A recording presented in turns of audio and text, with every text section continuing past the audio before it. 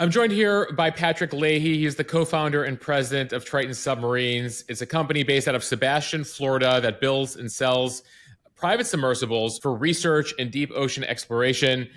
Patrick, we'll get into all things Triton, but I want to start with the beginning here. I understand your love of the ocean started very early. It certainly did, and it continues to this day. And actually, it's probably the primary driver for what I do and why I do it.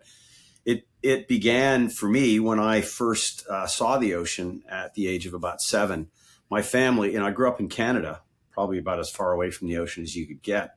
I'd never seen water other than rivers and creeks and lakes.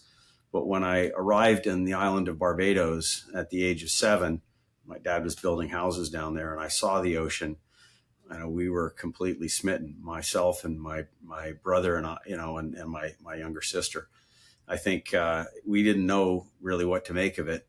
Called it the river, because that's the only thing we could relate to it. But it was extraordinary. The warmth of it, the clarity of the water, the number of beautiful things that you could see in it, and it left an indelible impression. I spent the next 3 years in Barbados, and it was during that time that I developed this fascination with the ocean and was determined to continue interacting with it in some form or another. I didn't know exactly how yet, but so you fall in love, and then that leads you to diving.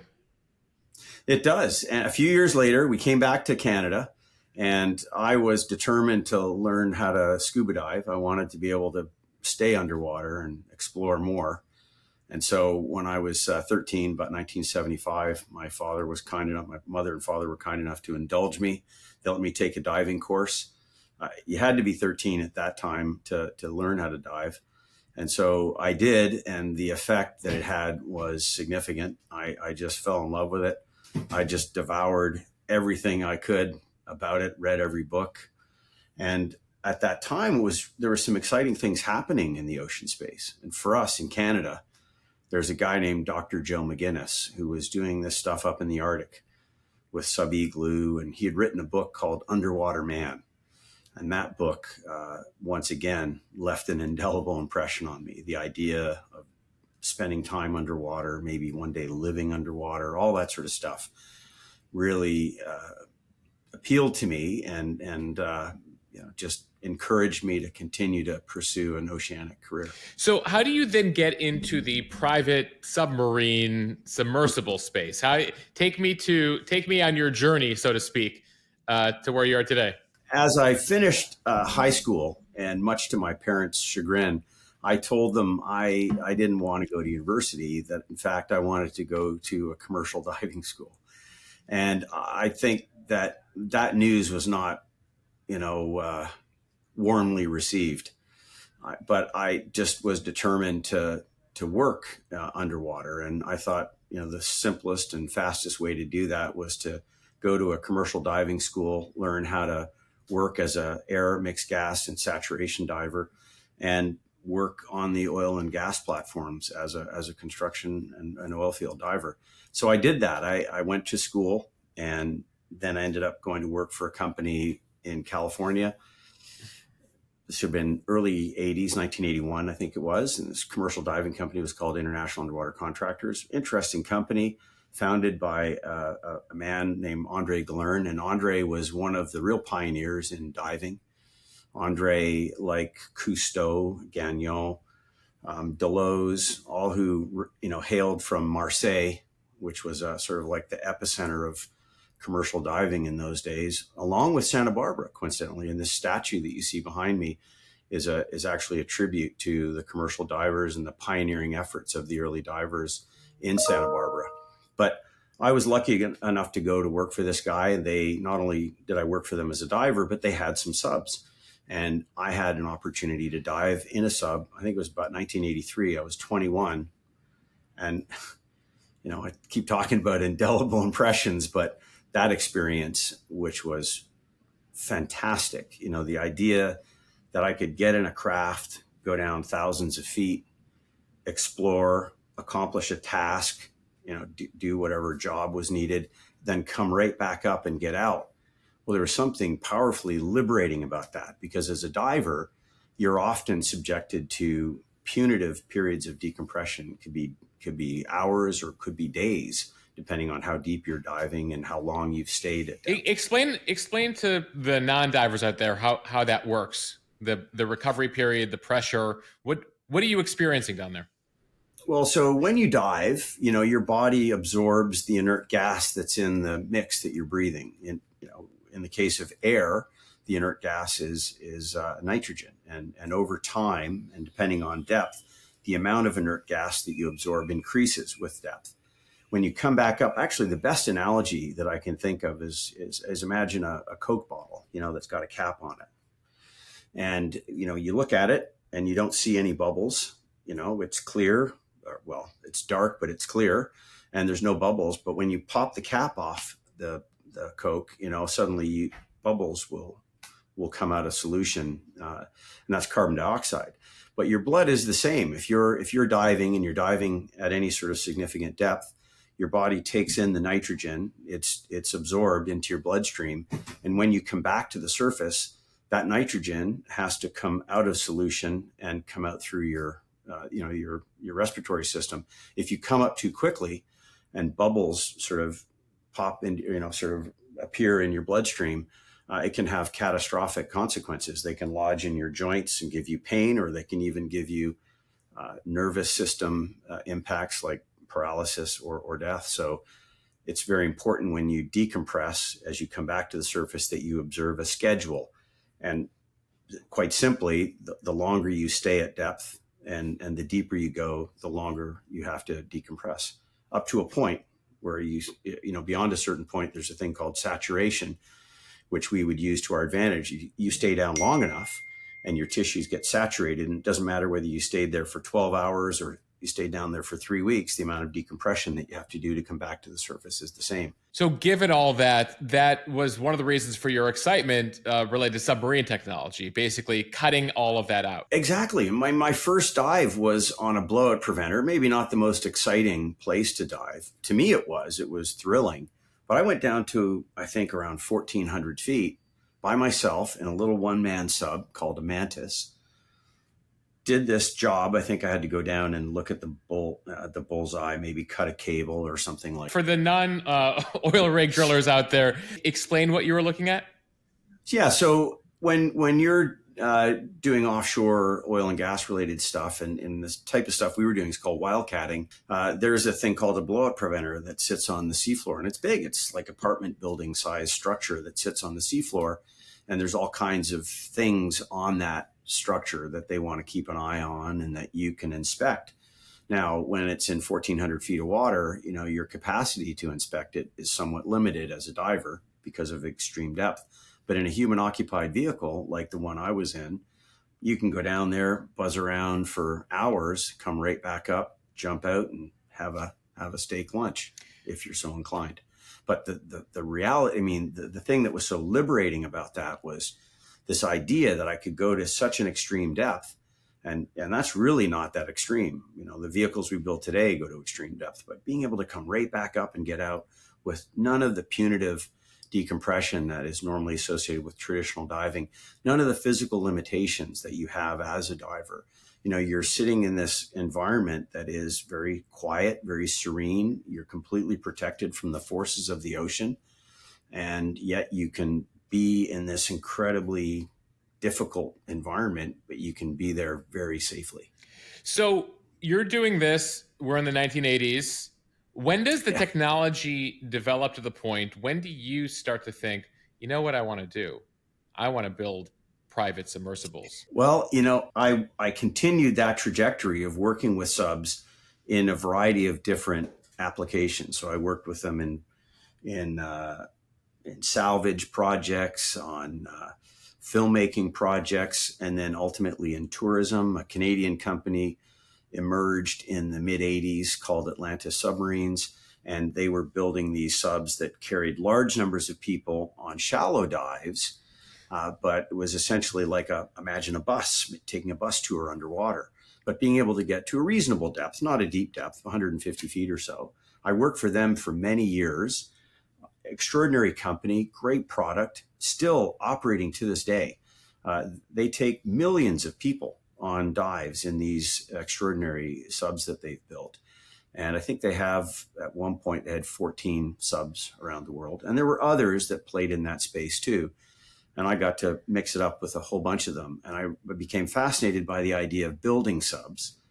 But the idea of limiting those dives to 40 or 50 meters, which is as deep as you can go, say, as a scuba diver, was interesting on one level, but didn't really fascinate me the way I would be interested in taking people much deeper into the ocean, taking people beyond the places you could visit as a diver into the deep ocean, which is what I was interested in doing. So I decided, together with a business partner of mine I guess it was in the early 90s, that we could build some deeper diving subs that would offer people an opportunity to see a part of our ocean that they couldn't see without being in a craft like the ones we were talking about.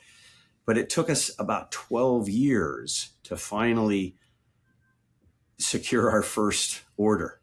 There was a lot of resistance to it. And to your point, why? In the early part, well, I think people by and large have a fear of the ocean almost. It's this sort of dark, scary place. And in many cases, people growing up being afraid of it, rather than I was lucky enough to see. Was that just from Jaws? Did Jaws do that to us? Well, I think it's from the films that we see. It's from, folklore, myth.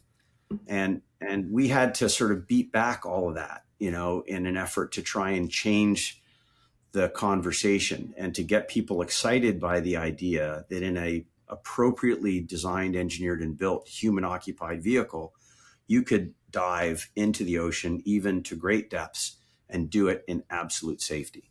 And I think it took a while to finally sort of break into that market and to sell our first sub. It required a really pioneering kind of first customer who embraced the idea and took a chance that we weren't crazy, provided us with the opportunity to build our first vehicle. And once we did, people started to recognize, largely through him and through the things that he was experiencing and the conversations that resulted, that these machines were extraordinary. They were remarkable. They did indeed allow you to have these wonderfully interesting adventures and to see this beautiful part of our world that was essentially cut off for most of us. When it comes to building submarines, what sort of guidebook is there? And to what extent, Patrick, did you have to basically develop your own technologies, your own techniques? Because it goes back. I mean, obviously the military, and there's been larger submarines for years, right? Sure. But when it comes to what you guys have been building, well, the guidebook essentially comes from the certification agencies, and there are a number of them out there. I won't bother to list them, but the certification agencies developed rules for human occupied vehicles. Initially, because they were being used commercially. They were taking people, human beings, into the deep sea. There had to be rules governing what was safe and what wasn't safe. And so they established these rules early on. And like anything, they're dynamic. So they're changing, they're evolving. These are international organizations? These are private groups? They are. Okay. No, these are international organizations. Think of it like, the FAA. These are the groups that we have to, these certification agencies, the primary ones are American Bureau of Shipping, used to be Det Norske Veritas, Germanischer Lloyd, or DNV/GL, Lloyd's Registry of Shipping, Bureau Veritas. There's NKK in Japan. There's a number of them. There's the Russian registry, the Italian RINA. But the two most sort of prominent and I would say most prolific certification agencies in our little world, which is, human occupied vehicles, would be ABS and DNV, certainly. And we work a lot with those agencies. And those rules have been developed over 6 decades. And what's interesting, and I think very important for us to cover in this conversation, I'm sure we'll get to it, is that accredited subs, certified subs that go through this very arduous, time-consuming, thorough, and expensive accreditation process have a 50-year track record of perfect safety. And to me, that means they are, there is no safer form of transportation, if you can call a sub transportation. I suppose it's not really for getting you from A to B. But the fact is, the rules that govern the safe design, engineering, manufacturing, and operation of human occupied vehicles are very highly evolved and developed and incredibly thorough and wide ranging. And as a consequence, when we craft a sub that gets that certification from an independent third party certification agency, it means you can use that sub. First of all, it's designed to do what it's supposed to do, but it's going to be safe and people can use it and they can use it with confidence. And that is something that I think had we insisted on it, the Ocean Gate tragedy would have never happened. Yeah. But anyway, I'm probably getting ahead of No, myself. that's exactly where I wanted to go because, I think it's important to note, I think for many of us, as I was mentioning, before we got started here, we didn't know much. Most of the public didn't know much about the private submersible market, that these even existed, or that there were rules and regulations, certifications, any of that until we watched the events unfold this summer. I imagine this is a relatively small business. How far back were you first made familiar with what they were up to at Titan, and what was your perspective on what they were doing? Well, first of all, it's very important to understand, I think for the audience to know that there is a stark difference between an experimental craft, which is what that was, that meets no internationally recognized standards, has not been subjected to any type of peer review or third-party review and approval process, and the subs that are made by legitimate builders in our industry who submit our design, engineering, calculations, and everything to this time-consuming, arduous, thorough, and expensive process. There is no comparison. It's a little bit like comparing, that airplane that somebody throws together in their garage and then they fly into a mountaintop, and a 787 Dreamliner, where everything that goes into that Dreamliner, everything that goes into an accredited vehicle has to go through this process where the materials have to be validated before they can be fashioned into parts. The parts that are made from that material, once it's been validated, have to conform to drawings and tolerances. They then get assembled into, assemblies or equipment that gets then tested and validated long before people ever get into this thing. We jokingly say when the paperwork weighs as much as the submarine, then you're done. And there is some truth to that. While it's less paperwork today than it used to be, it is a very thorough process. And so the Ocean Gate program, emerged in the mid sort of maybe around 2015 or so. I had heard they purchased a sub that I was involved in building. Actually, they ended up buying 2 subs that I was involved in building. Now, these subs were certified subs. They were built according to those internationally recognized certification standards that I was referring to before. And as such, they were safe and they remain safe. And you can dive in those subs and dive in them safely. But this new thing, which was originally called Cyclops, or Cyclops 2, I should say, because they renamed one of the subs that I was involved in building, which was called Lula originally, and they called it Cyclops 1. Not a great name, but okay. I actually preferred Cyclops 2 to the new name because it's uncomfortably close to our name. But that's where the closeness ends, because their approach and their sort of attitude about certification is starkly different to mine and to that of others in our industry who build certified vehicles. And that approach was, they believed, mistakenly, I might add, that the certification agencies, the accreditation process was somehow an impediment to innovation, which couldn't be further from the truth. I can tell you, and ironically, at the time this monstrosity was being created by Ocean Gate, we were building the deepest diving, the deepest diving sub in the world, and the only sub that it's been certified to dive to full ocean depth. And we were doing it hand in glove with the certification agencies. Why? Because without involving them in it, you cannot be assured that the craft that you eventually create is one that people are going to be confident to dive in. So to me, the importance of certification was one of the things that I insisted upon with my client as an essential deliverable, because I didn't just want to build a sub that was intended to go down and set a record and make a single dive. I wanted to build something that people could use and they could use repeatedly, and that scientists and explorers and filmmakers wouldn't be afraid to get in the thing. So I was going to say, so there's these certification agencies. You can go through the process, which is what you guys do, which is what they did not do with their craft. But there's no submarine police out there. Meaning, if you don't go through, there is. I was going to ask, if you don't go through that process, these people are still basically able to put their craft out there. There's no one, pulling them over. Sure. Right? Just like you can build an aircraft in your garage, out of, grab a lawnmower engine and, whatever, and, off you go. No one's going to stop you. But I think the thing that's important is that the certification agencies and that certification process is really all we need to be assured that a piece of equipment that's going to carry human beings into the deep sea is safe.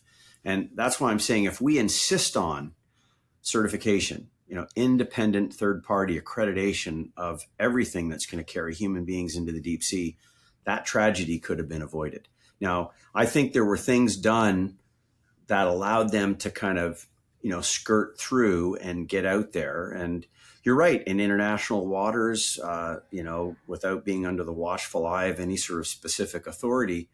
And if you cleverly do certain things that allow you to skirt those rules, then you can get away with it. But why get away with it? What is the point? When I say that I think that the certification agencies are the opposite of being, obstructive. Mm-hmm. I think that if you want to create innovation and you want to do it in a responsible manner, involving the certification agencies is the best way to achieve that. We were doing something that had never been done before, and we were doing it with the certification agencies. And by the way, the rules didn't exist for the craft we were creating, but they were being developed as we created it. And they were being developed with a whole bunch of people much smarter than me, overseeing what we're doing and making sure that it was being done according to a set of rules and in a way that was responsible and met all of the type of sensible requirements that were a part of ensuring that it would be safe. So, well, one of the questions many people had, I mean, we're all familiar, almost everyone's familiar with the Titanic story, was first of all, have you been down there to the Titanic? Yeah, I have. Yeah, several times. What can be gleaned at this juncture from going down there? Make the case, I guess, to those of us who, all right, I've learned the history, I've seen the film, I'm familiar, I've seen some of the pictures taken from the various trips down there, potentially the trip that you were on. Explain to me from the explorer's perspective, what that's like. Well, I think from the standpoint of reasons to dive on Titanic, I think curiosity, I suppose, would have to top that list. It's sort of like, why continue to climb Everest? I mean, we've done it, right? You're not going to break a new record now. It's been done thousands of times.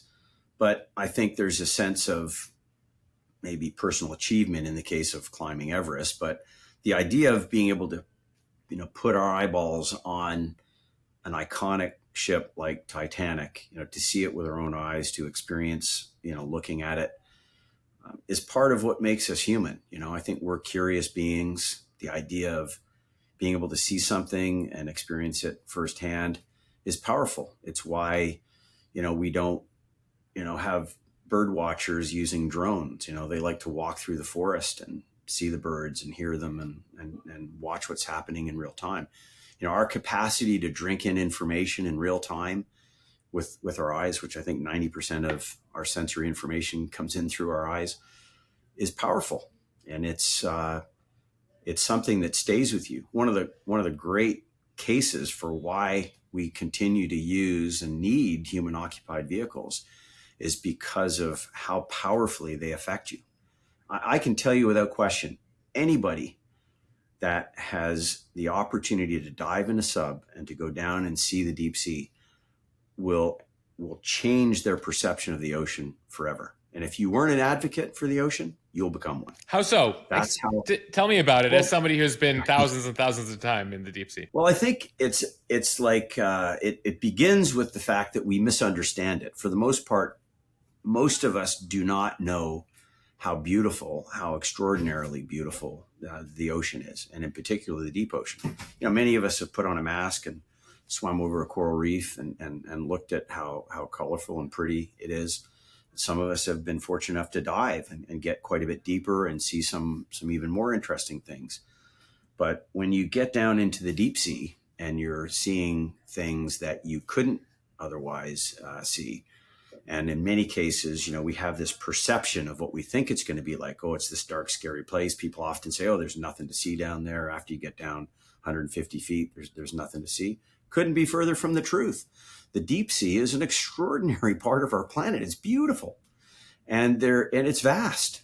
And by the way, largely unexplored too. It's like 70 or 80% of Earth, right? It is. Yeah. And when you think for a minute that the average depth of the ocean is 4,000 meters, 13,000 plus feet, that's telling you something. So if you've limited your diving to, I don't know, 150 feet or something, or even a few hundred meters, to the sort of near coastal regions, you really haven't seen a lot of the ocean. You haven't. It'd be like if you owned a house, just going down a couple of stairs into the basement, but never actually going into the basement, wondering what's down there. What if you have this incredible series of things to see, a bunch of rooms you've never walked into, and interesting things to find down there. And I believe the ocean is not only a fascinating place, but there's a lot of things for us to still learn about our own planet by exploring the deep sea. Because it occupies such a huge part of our world, I think we have an obligation to be exploring it more and studying it more. Back to Titan and Ocean Gate. Yes. I know that one of the people that we lost there, P.H. Nargile, was a friend of yours. Yeah, he was a good friend, dear friend. I knew him for more than 2 decades. And actually, PH accompanied us on our historic 5 Deeps expedition, where we traveled and dived to the deepest points in each of the 5 oceans. And I actually encouraged PH to get involved in the project early on because of his really unprecedented background. Brilliant man, and had done so much in the deep sea, and very highly regarded. And to this day, I wonder, why I wasn't able to talk him out of going out there. Yeah, I was going to ask about that, given what you were witnessing. I mean, listen, I worked at CBS News for a number of years and watched their story where they were noting the video game controllers and parts from the hardware store and the experimental material. In conversations with PH, were you like, listen, I don't know if this thing is up to snuff? Honestly, I couldn't have been more candid and more more outspoken in my condemnation of that craft, or in my kind of surprise that he wanted to go out there. But I know from having spoken with PH that there were, I think, a couple of reasons he did. And I think the first is just the kind of person that PH was. He believed by being out there, by getting involved in their operation, he might be able to help them make it safer, help them avoid a tragedy, which is kind of ironic when you think about what transpired. And I believed in his heart, he thought that was the case. But in addition, PH had a fascination with Titanic that I don't know I've ever met anybody else, except for maybe Jim, that was as fascinating. Jim being James Cameron. And I think PH was so enamored by that wreck and the opportunity to see it again, that I think he was willing to overlook the downside, the safety risks. And maybe he trivialized them or didn't. Well, you have to be a certain level of risk taker to go down there on a daily basis, even in the safest of crafts, really, right? Though. No, I would disagree. Yeah. I think that is the popular belief that Oh my God. In fact, that's one of the myths we have to fight against is these things must be incredibly complicated, very dangerous. Christ, you get in one and there's a better than average chance you're not going to get back out again.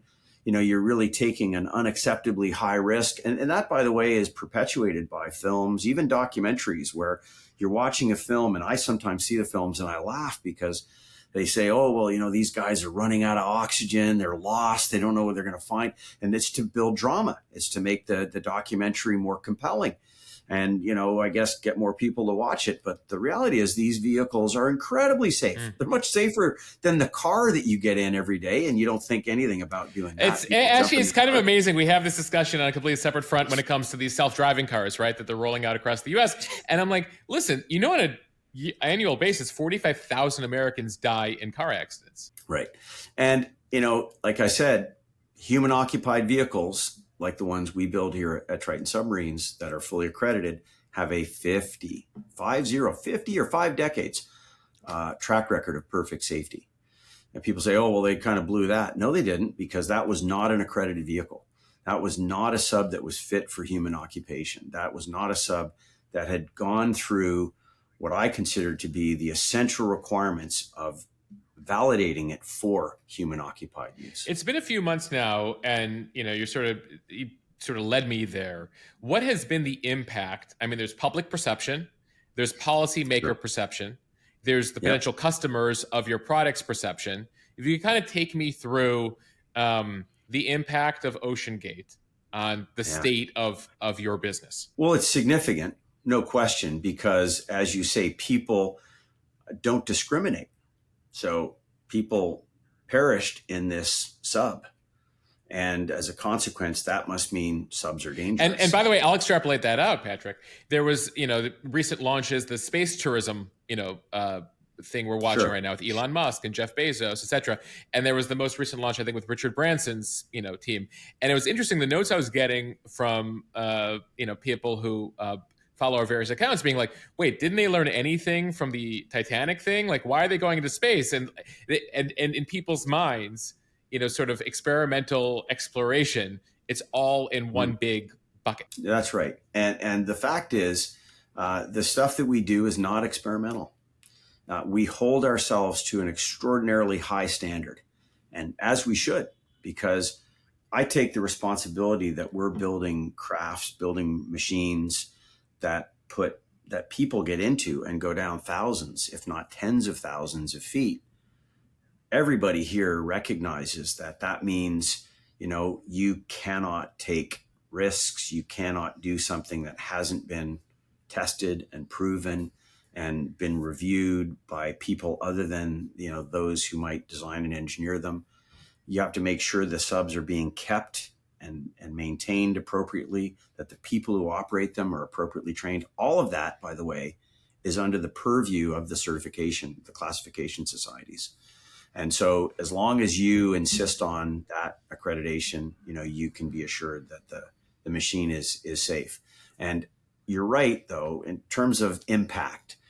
I mean, number one, I had a number of clients who contacted me and thanked me for warning them about diving in the OceanGate. Oh, they had heard from OceanGate come aboard. Well, they had considered going in some cases, and we're grateful that they didn't go. And my conversation with anyone who cared to ask was that it was my opinion that, if you're going to make a dive into the deep sea, that you should not do it in an experimental vehicle. And so fortunately, many people followed that advice and listened. PH, unfortunately, was not one of them. And I think so anyway, going back to the question, which is, has there been an impact? Certainly one of the impacts is that. Another impact is people who don't discriminate are thinking, geez, we even had customers saying, hey, look, I don't know, is this thing safe? And we have to help re-educate our own clients that, we are not the same, that we, the craft that you own is not experimental. It has been through the mill and it has been tested multiple times and by the way, certification doesn't just start with design and engineering and go through to the point you finish it and then you hand the keys to somebody and then say you're off on your own. It stays with the sub throughout its entire lifetime. It's a thing that's renewed every year. And So they're so it's retesting not. these vehicles. Absolutely. And there are, specific requirements that you have to follow. So there's daily checks, weekly checks, monthly checks, quarterly checks, annual checks. And then there's special periodical surveys that happen every 3 years. And it doesn't just, as I said, it's not just confined to the vehicle itself and how it's being maintained, but even the people who are operating it. And are they appropriately trained and experienced? So all of that, when you think about it, it's like, when you climb onto that 787 Dreamliner and whatever airline, I'm going to use 787 Dreamliner, whatever, a commercial aircraft, you get in that, and there's an expectation that not only is that piece of equipment being maintained by people who understand it and are using the right equipment and are following, a manufacturer's recommended preventative maintenance schedule, but the people who are piloting it, operating it, understand it at a high level and know what to do if something goes wrong or if there's a problem. That is the same thing that we do in human occupied vehicles that are certified. I'm talking to Patrick Lahey here of Triton Submarines. We're talking about impact of OceanGate. You're talking a bit about that. Curious as to the impact, the conversations you've had with various government officials, policymaking, international bodies, because this obviously the search for this took an enormous amount of resources and attention. And I imagine that, governments don't have to deal with that in the future. Yeah, I mean, it's, again, unfortunate that it was necessary for that to happen. Of course, you can understand why everybody rallied to the cause, including many of my clients, including us. Everybody thought if there's any possibility that, these people are still alive, that I mean, we had people flying things in by aircraft and private planes. We were getting everything we could to St. John's. When human beings are involved and there's a possibility that they might still be alive, then you make every effort to try and help them. The reality was, of course, that they weren't alive, that they died instantly. And when that hull collapsed catastrophically and without warning, it did exactly what many of us feared it would do, which is, fail catastrophically and fail unexpectedly. And that's because the material that it was made from was not appropriate for that application. It was a capricious material that over time was weakening. With every cyclic use, that hull was getting weaker. Imagine if I told you that every time you drove in your car, it was degrading in its safety and its performance, and that at one point, you aren't going to be able to hit the brakes or, something like that. It would definitely be something that might call into question the appropriateness of that design. What needs to be changed, though, on a regulatory level? How do governments police this? How do these agencies police this? What are the lessons out of OceanGate for the industry, and what rules don't exist right now that need to exist? I think the simple change that needs to be made, and that has to be made, should be made, is that we insist on accreditation, on certification, on classification society compliance with any craft that's carrying human beings into the deep sea. That's it. You insist on that, and it will be safe. Basically, make vehicles like that illegal, effectively, to be taking people in. I mean, look, nobody can stop an individual from building something like that, in their garage and going out and operating. There's a whole group of people that build these type of craft. And, I think if you build it and you're operating it and you're putting your own life at risk, that's an entirely different scenario to building something and getting members of the general population to climb in it, assure them that it's safe, and take them diving. I mean, as I said, it changes fundamentally when you're inviting people to join you in this craft. And I think it's then incumbent upon you to hold yourself and the equipment that you're operating to a higher standard. Just for perspective here, how deep were they, and the crafts that you build at Triton, how deep do they go? So the deepest diving sub that we build will dive to 36,000 feet. or 11,000 meters. Okay. That, by the way, is the deepest place in the ocean. That's the Marianas Trench. That's the Marianas Trench. And by the way, the sub that we built has made 20 dives to that depth. And it's made over 100 dives between 6,000 and 10 and 11,000 meters, which is the Hadal zone, from 20,000 to 36,000 feet. The Titanic lies at 3,700 meters, about 12,600 or 700 feet, about 1/3 of that depth. So we built an accredited sub, fully certified, classed by DNV, that goes to 36,000 feet. In fact, I'm very proud of the fact that on that certificate, it says unlimited diving depth, any ocean. And I don't believe there's ever been a certificate issued like that before. And how many people can get in your crafts? Just two. 2 people. Okay. Yeah, it's small, but that's partially a function of how deep that you're going. I mean, the pressures at that depth are crushing. 16,000 psi. 1,100 bar if you're a metric person. Translate 16,000 psi to the average person. So 16,000 psi. Here's a great way to describe. In fact, I had an author ask me this one time. So we're all familiar with a 747 jumbo jet, big aircraft. Mm-hmm. One of those full of fuel weighs something like 750,000 pounds. Big, heavy, clunky machine. I wouldn't say clunky. That's probably not fair. It would take 292 fully fueled jumbo jets piled on top of the sphere, the human occupied capsule of our Triton 36,002 to equal the pressure that it's at 36,000 feet. So several hundred jumbo jets sitting on top of your craft. That's what you built for. Right. That's the kind of pressure we're talking about. Like think, I don't know, Eiffel Tower on your big toe, that kind of thing.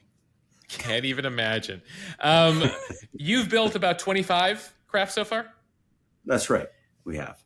Who's buying these crafts? Well, our clientele are predominantly private yacht owners, and they buy them to put them on their vessels and then take them any place in the world they might want to go and explore.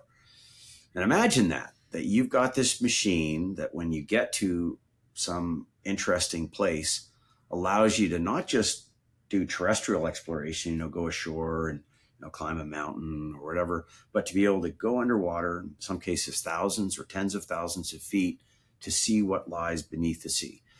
I think it's interesting that it took this long, but it's exciting to see how enthusiastic people have become about owning a sub, owning a human. Are they learning to pilot these things themselves, or are there pilots they have to hire to pilot these things? We can teach anyone to pilot the sub. It's not difficult. I'd love to say you have to be like super brilliant, but I'm not that brilliant. And it's really not difficult. In fact, subs are incredibly simple to operate. They're easy to maintain. They're reliable. They're fun. They're exciting. And they have to be. If you're putting something like that into the punishing kind of environment of the deep sea, you have to build things that are simple and reliable and incredibly tough and robust. And that's what we do. And to teach someone how to operate one is not difficult. I could spend an afternoon with somebody and they could pilot a sub. To become a good pilot, though, just like if you want to become a good aircraft pilot, it's more than just knowing how to make it go up and down and backwards and forwards. It's understanding how it works, knowing what to do if something goes wrong, how to fix it if you break something. And that's really where the training comes in. And we provide that training. We have trained some clients, but mostly there's crew members that come to our facility. They participate in the final assembly of the sub so they can really learn about what makes it tick and how it works. And we go through schematics and we show them how to rebuild things and how to test things. And then they watch as the sub is commissioned and they get involved in the commissioning process. And eventually then we integrate it onto the vessel. And then they're taught how to operate it from that vessel. And you learn all the sort of unique things about it. But most of our clients are private owners.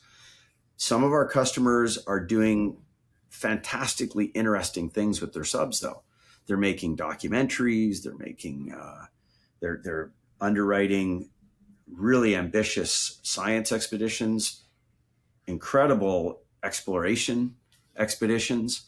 And I'm super proud of the fact that we build the equipment that makes all of that possible. What's the price tag these days? Are you able to say? Well, they vary. Yeah. We have a wide range of products, starting with our smallest sub that just carries a single person and goes down 3,300 feet. That's about $2.5 million. Our deepest diving sub, the one that goes to 36,000 feet, is closing in about $37.5 million.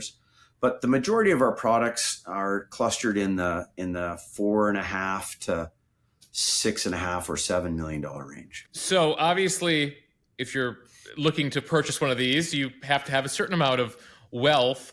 To the average person, how far are we from, students or people being able to, rent one for a day?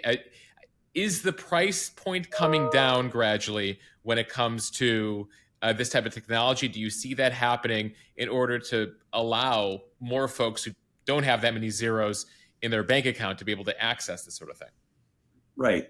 Well, unfortunately, the price point isn't coming down because these things are extraordinarily complex to build and design and engineer. As I say, they have to go through this very arduous and expensive process of accreditation. And as a consequence, they are necessarily expensive. They have to be because they're expensive to build. I think that there are a number of tourist submarines around the world that you can pay a ticket and go for a dive.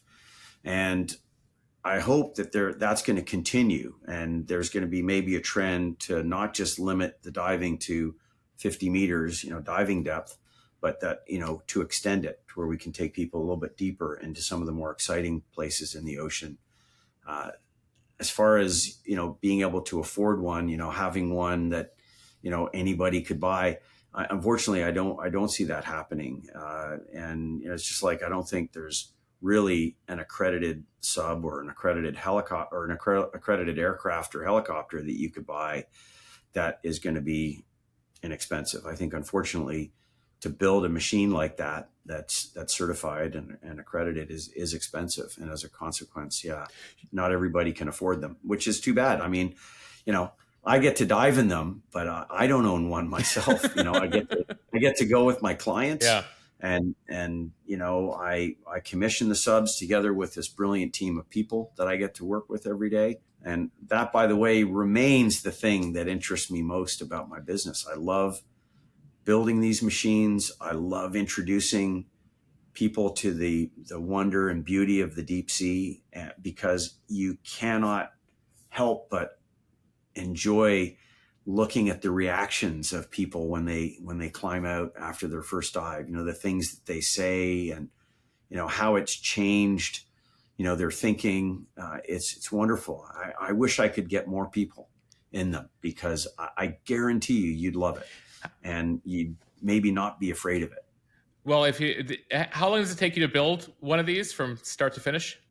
It depends on the model and it depends on our pipeline, how busy we are, but usually it's anywhere from 12 to 24 months to build a sub. Obviously, it's a little longer if it's a new sub that we have to do a lot of design and engineering and one-time, sort of non-recurring engineering where you have to build tooling and so on. But once you've built one and you're building multiples of a design, it becomes a little bit easier. How much of the deep ocean, do we have a sense of what percent of the seafloor is still unexplored? What extent of our oceans is still unexplored? Well, I've heard all kinds of figures bandied about, but I know it's a lot less than 10%. I think it's even less than 5%. So that leaves a lot of room for new discoveries and exciting opportunities for anybody.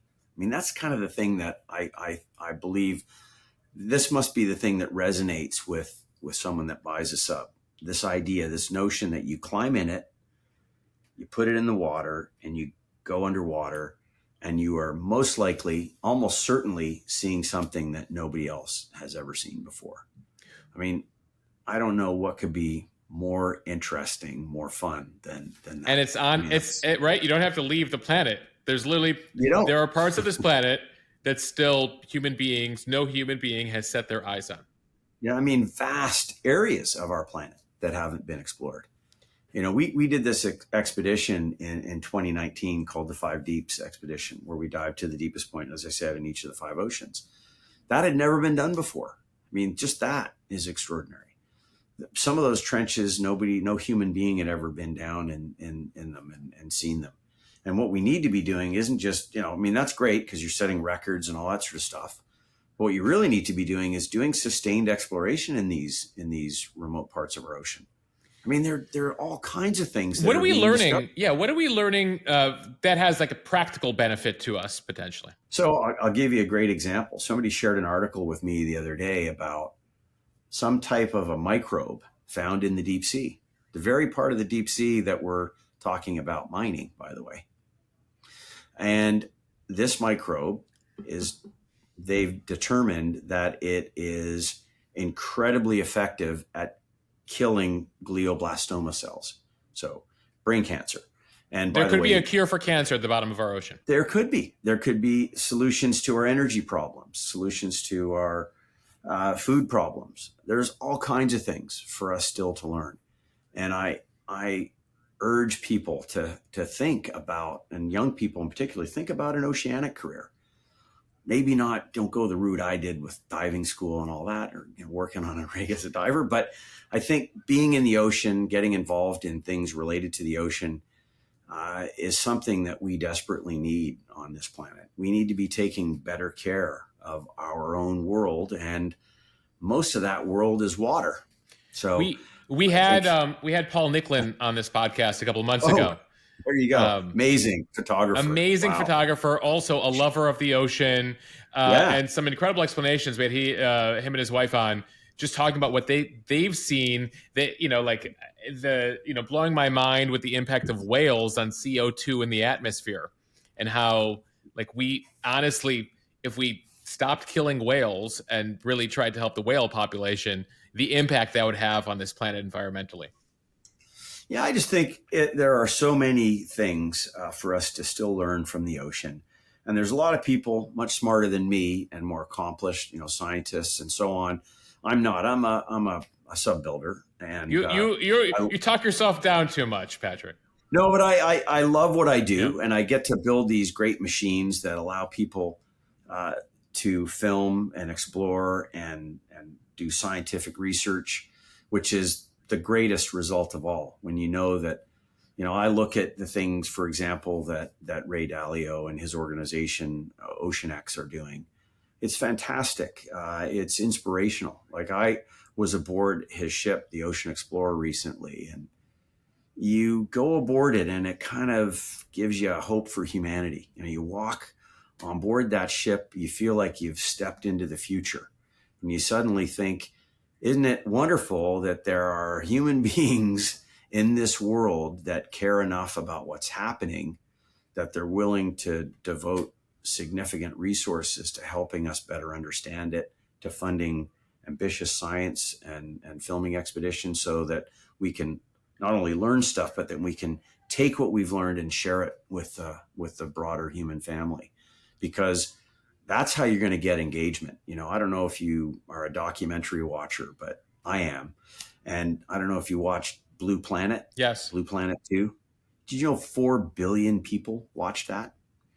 So if you want to have an impact, one of the best things you can do, because not everybody can dive in that sub, but if you document people diving in that sub and then you share it with others, then I guarantee you're going to inspire people. You're going to create a whole generation of people who share this interest in, fascination with, devotion to the ocean. That's certainly what happened to me as a kid. I used to sit in front of the TV on Sunday and watch Cousteau. And I know I wasn't alone. A lot of people did. In fact, if you talk to most people who are passionate about the ocean, somewhere in there is the story about watching, the Cousteau series. Cousteau, and now I think is it grandson or great grandson? I mean, it continues generation by generation with that film. Or maybe it's watching films that Jim Cameron's made, or maybe in my case, reading books by people like Dr. Joe McGinnis, who is an incredibly brilliant man, and somebody who also passionately in love with the ocean. I think of recently, and again, I'm not making a plug for anyone here, but there's a book that was just written, published by Susan Casey, brilliant book called The Underworld. And it's about a part of the world that I have been devoted to. I see it behind you. I think it's right behind you, actually. Yeah, it is. Yeah, I put it there on purpose.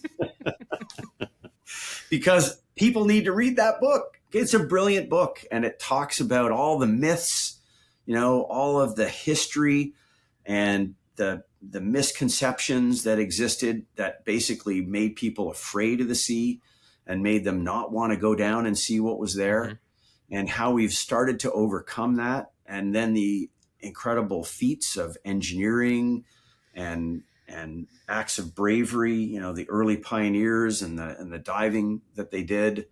I think of, the Trieste and the dives they did in 1960, and how what a pioneering effort that was, and how brave those guys were to do that without the benefits of all the tools we have today.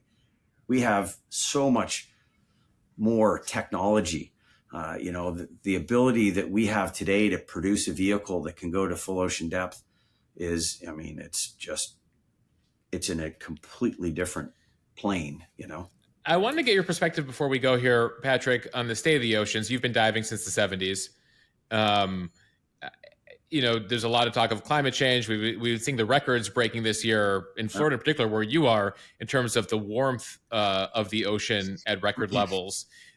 Through your journeys these past few decades, what are some of the observations that you've made? What are you witnessing happening out there below the water?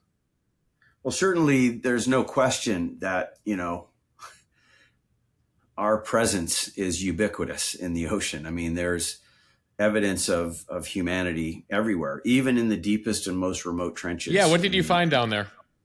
Well, we saw all kinds of stuff, that was down there. I think there were plastic bags and things. So the plastic bags have made it down to the Marianas Trench, the deepest.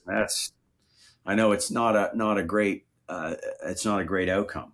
And I think we do have to pay attention to the fact that, we are the caretakers, and we have a responsibility to do a better job, and we can. One of the things I'm a glass half full guy, right? In fact, I think my client Victor described me as a relentless optimist.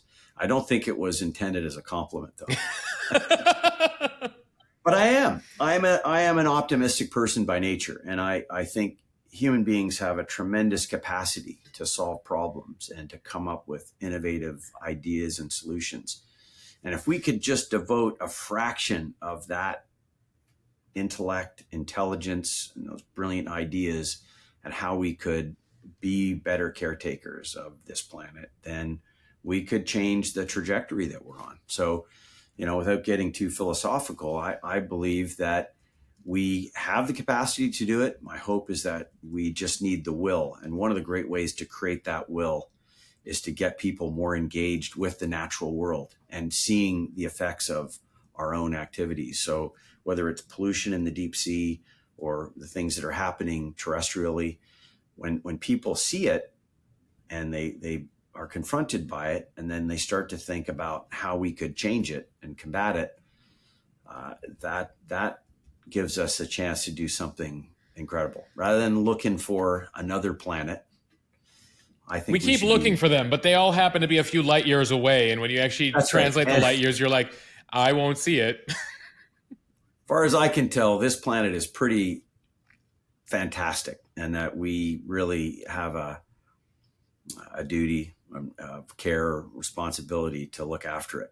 So I hope that in some way, the machines that we create that connect people viscerally with the deep sea will encourage people to take care of it better and to think about ways that we could reverse the things that we're doing and change that trajectory that we're on. No better way to go out here, Patrick. Thank you so much. It's always good to be talking to a optimist. Especially somebody who works in the news and sees so many negative headlines on a daily basis. But yeah. I appreciate how candid you were, the perspective you bring here, a very unique perspective, because most of us, the vast majority of humanity, 99.9999%, have not gotten to see the things that you've gotten to see. Yeah. Well, I hope I could change that in some way. And maybe it's just by seeing it in a documentary, but I guarantee you more people see it and more people will become interested in it and start caring about it. So thank you for the opportunity to speak with you and for your, very interesting questions. Thank you, man.